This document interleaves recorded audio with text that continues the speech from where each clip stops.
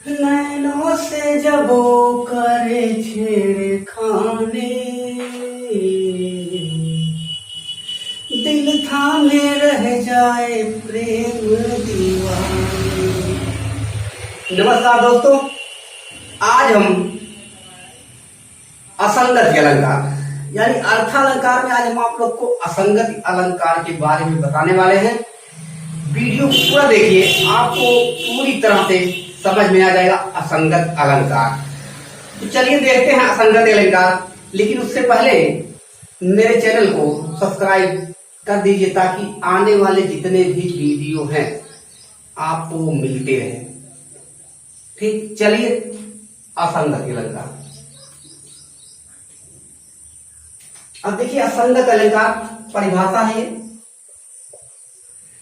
करे काव्य पर जहां यानी काव्य में जहां पर कार्य और कारण में विरोध दिखाई दे वहां पर असंगति अलंकार होता है। असंगत के मतलब दोनों में संगति ना हो, संगत और असंगत। ठीक, करे काव्य में जहां पर यानी काव्य में जहां पर कार्य और कारण में विरोध दिखाई दे वहां पर असंगति अलंकार होता है। यानी कार्य कहीं पर होगा और कारण कहीं पर, कारण कहीं पर और कार्य कहीं पर होगा। चलिए देखते हैं कैसे पता है कारण कहीं हो रहा और कार्य कहीं हो रहा। उदाहरण के माध्यम से आपको दिखाते हैं। देखिए पहले जो है बहुत बार पूछा गया है परीक्षा में, दृढ़ ऊर्जत टूटत कुटुंब चतुर, दृढ़ ऊर्जत टूटत कुटुंब जुरत चतुर चित प्रेम, अप्रति गांठ परत गांठ दुर्जन ही दई नैया रे। अब देखिए इसमें क्या कह रहा है, कह रहे हैं दृढ़ ऊर्जत टूटत कुटुंब। दृढ़ का मतलब होता है नेत्र, आंख, लोचन, नयन। यानी ऊर्जत टूटत कुटुंब यानी उलझते, तो देखो यहाँ कहा गया ऊर्जत और जुरत चतुर चित्री और प्रति गांठ दुर्जन ही दई नहीं यानी कहें उलझते तो नेत्र हैं। क्या उलझते हैं? नेत्र ही लड़ते हैं। कुछ भी होता है तो नेत्रों के माध्यम से पहले ही होता है। उलझ जाता है, टूटता है, लेकिन टूटता क्या है?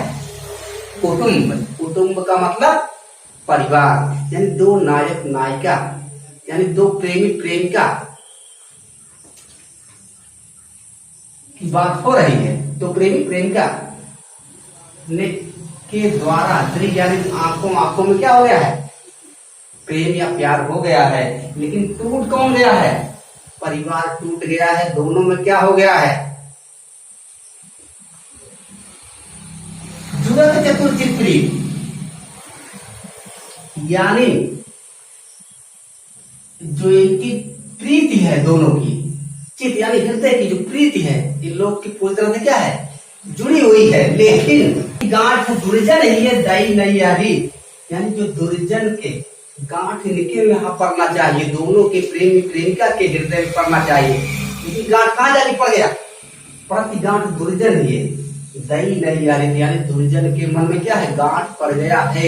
यानी कहने का मतलब ये है जब प्रेमी प्रेमिका आपस में प्रेम हो जाता है तो परिवार टूट जाता है और आपस में क्या होता है? दोनों में झगड़ा हो जाता है घर वालों से।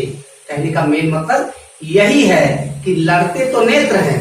लड़ने का काम कौन किया? ओझा, नेत्र। लेकिन दोनों कारण कहीं था और कार्य कहाँ हो रहा है? परिवार में, यानी कुटुंब में बिगाड़ हो गया है। दोनों के परिवार में बिगाड़ हो गया है। यानी देखिए कार्य कहीं पर हुआ और कारण कहीं पर हुआ।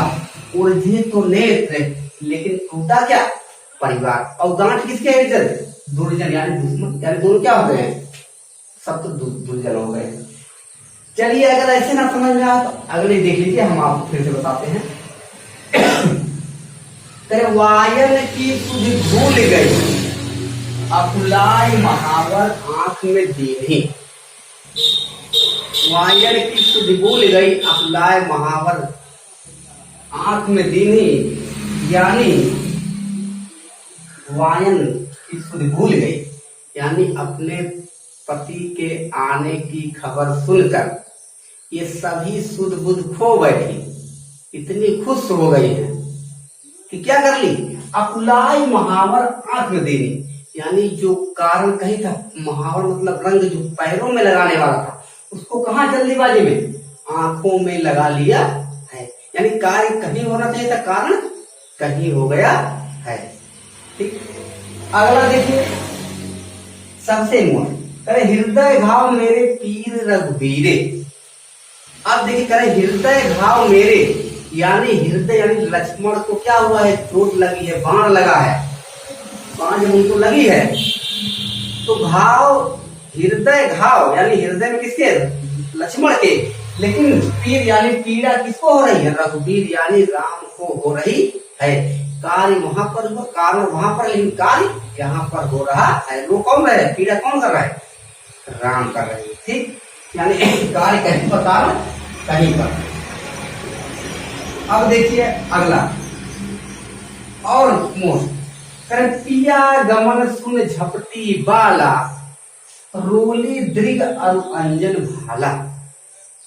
पिया गमन सुन झपटी बाला, यानी पिया पति सजना की खबर सुनकर, कौन झपटी, बाला मतलब स्त्री, सुन ली है कि पिया हमरे परदेश से आ रहे हैं और कहाँ पहुंचाए, अकबरपुर स्टेशन पर पहुंचाए हैं। अब कहे जैसे सुनी तैसे खुशी के मारे, कार्य और कारण में अंतर कर दिया। रोली दृग और अंजन भाला, खुशी इतनी हो गई कि जो रोली मतलब होता है टीका होता है, जो माथे पे लगाने वाला होता है, उसको दृग यानी आंखों में लगा लिया। और जो अंजन माने, आप जाने अंजन का मतलब काजल, जो आंख में लगाने वाला उसको माथे पर लगा लिया है। यानी कार्य कहीं हुआ और कारण कहीं और हो गया। ठीक, अब देखिए अगला, यानी देखिए कार्य यहाँ पर हुआ लेकिन काल कहाँ है, दोनों में क्या कर दिया, झटपट में भूल के इधर का उधर हो गया। कारण के कार्य और कारण क्या कर दिया, अंतर कर दिया। अगला देखिए, करे शीतल लय दस्कंद गयो पै गयो विचारो समुद्र बाल। अब देखिए करे सीता के दस्कंद ले गयो, सीता को दस्कंद या दस मुख यानी रावण उठा के ले गया है लंका में। पाए पाए गयो हम विचारो समुद्र, धान है समुद्र के किनारे जाके खड़े हुए हैं सभी लोग, राम कार्य वहां उनको ले गया, लेकिन कारण क्या बना, अब ये लोग समुद्र बांधने के लिए गए हैं। समुद्र से कहे रुक जाइए नहीं तो हम बांध देंगे, और रुका नहीं थे क्या कि समुद्र को बांधना प्रारंभ कर दिए। यानी कारण ये हुआ, ले गए इनको और बांधा किसे जा रहा है, समुद्र को। ठीक, इनमें कारण कहीं होता है, कार्य कहीं और होता है। घाव पिया तन पीड़ित गौरा, ये भी आप लोग जान रहे हो, घाव पिया पीड़ित तन गौरा। घाव पिया तन, पिया मतलब शिव शंकर भोले के चोट लगी है, और पीड़ित कौन है, गौरा।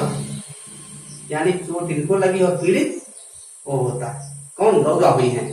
इसे आप लोग देखे होंगे, सभी लोग देखेंगे फिल्मों में, जब देखो किसी की माँ को जब पीटा जाता है यानी किसी की बच्चे को, तो उसकी माँ जोर जोर से चिल्लाती है, क्योंकि क्यों, पीटा उनको जा रहा है, लेकिन दर्द किसको होता है, माता को होता है। सबसे ज्यादा दर्द किसको, माता को ही होता है। ठीक उसी तरह है, कार्य कहीं और कारण कहीं। अब देखिए उर में बिजली सी चमकी, नैनों में जल भर आया। उर मतलब हृदय में, बिजली सी चमकी यानी बिजली कहाँ चमक रही, हृदय में, लेकिन जल कहाँ भर आया है, आंखों में यानी नैनों में भर आया है। यानी कार्य कहीं होता है, कारण कहीं और जाके होता है। जैसे हमारा हाथ कटा है और दर्द क्या कर रहा है, पैर दर्द कर रहा है, ये क्या है, असंगत है, दोनों में संगत नहीं, समयिकता होती है लेकिन दोनों में असंगत नहीं है। ठीक उसी तरह से असंगत के जितने उदाहरण सबसे मोस्ट उदाहरण है। आज के लिए इतना ही, नमस्कार।